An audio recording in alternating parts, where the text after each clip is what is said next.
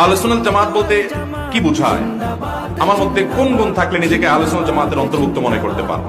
ভাইরা আমার, আহলে সুন্নাহ ওয়াল জামাআহ বলতে বোঝায় হলো যারা নবী করিম সাল্লাল্লাহু আলাইহি সাল্লামের সুন্নাহ এবং জামাআতে সাহাবাকে ভালোবাসে, অনুসরণ করে, তাদের সাথে শত্রুতা বিদ্বেষ লালন করে না, তাদেরকে বলা হয় আহলে সুন্নাতি ওয়াল জামাআহ। নবী করিম সাল্লাল্লাহু আলাইহি সাল্লাম বলেছেন যে আমার উম্মত ৭৩টি দলে বিভক্ত হবে, এর ভিতরে একটা গ্রুপ থাকবে যারা জান্নাতি, যারা হকের উপরে প্রতিষ্ঠিত, আর বাকিরা গোমরাহ এবং পথভ্রষ্ট। এই একটি গ্রুপ বা একটি দল যারা হকের উপরে প্রতিষ্ঠিত, তারা কারা? নবী আকরাম সাল্লাল্লাহু আলাইহি সাল্লাম বলেছেন মা আনা আলাইহি ওয়া আসহাবি, আমি এবং আমার সাহাবীরা যেই আদর্শের উপরে ছিল সেটাকে যারা অনুসরণ করবে। তার নবী সাল্লাল্লাহু আলাইহি সাল্লামকে অনুসরণ মানে সুন্নাতের অনুসরণ করা, আর সাহাবীদের অনুসরণ করা অর্থাৎ সাহাবীদের ভালোবাসা, তাদেরকে আপন মনে করা, তাদের সাথে বিদ্বেষ, তাদের প্রতি বিদ্বেষ লালন না করা। এটা হলো আহলে সুন্নাত ওয়াল জামাতের মার্কা।